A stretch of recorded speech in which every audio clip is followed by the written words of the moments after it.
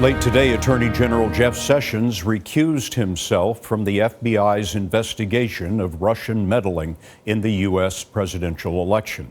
This comes after the Justice Department acknowledged that Sessions met with the Russian ambassador to the United States, Sergei Kislyak, during the campaign. Sessions did not disclose this when he was asked at his confirmation hearing about contacts between the campaign and the Russian government. Sessions was a campaign advisor. U.S. intelligence has concluded the Russians tried to influence the election. Now the FBI is investigating whether Trump campaign associates colluded with Russian operatives. Last month, the president fired National Security Advisor Michael Flynn after Flynn lied to the vice president about contacts he had with Ambassador Kislyak. No administration official has been accused of collusion, but questions are being asked about why top Trump officials have been evasive in explaining their meetings with Ambassador Kislyak. Jeff Pegues has today's developments. In retrospect, if I should have slowed down and said, but I did meet one Russian official a couple of times. U.S. Attorney General Jeff Sessions said that he would have no involvement in any investigation related to the Trump campaign.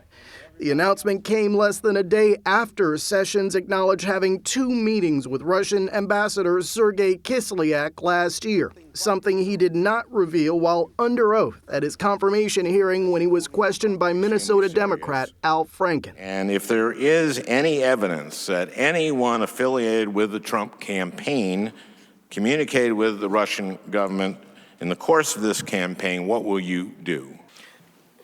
Senator Franken, I'm not aware of any of those activities.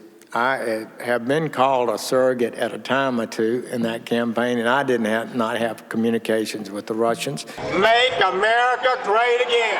In February 2016, Sessions became the first senator to endorse then-candidate Trump. He defended Mr. Trump's positive comments about Russia. Donald Trump is right. We need to figure out a way to end this cycle of hostility that's putting this country at risk. In July, he had a conversation with Kislyak at the Republican National Convention in Cleveland.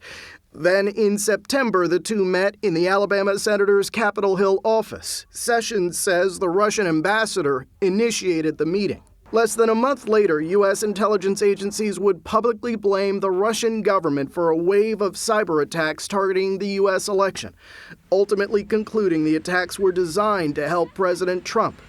The FBI counterintelligence unit continues to investigate contacts between Trump associates and Russian operatives. During his confirmation process, Sessions was asked in a written questionnaire if he had any contact with the Russian government about the 2016 election. He responded, no. He repeated that assertion today.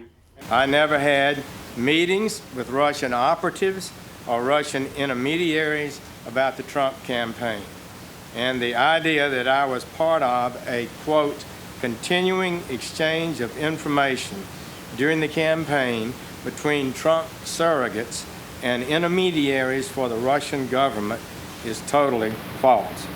Eric O'Neill, a former counterintelligence officer for the FBI, says everyone at the Russian embassy is part of the Kremlin's spy network. But there has to be that understanding that you're not just talking to a politician or a diplomat, you're talking to someone who will feed into intelligence. We now know other Trump associates also met with Kislyak either during or after the campaign. They include Michael Flynn, advisor Carter Page, and Mr. Trump's son-in-law, Jared Kushner. Scott, today the White House described the Kushner meeting as an inconsequential hello. Jeff Pegues, thanks.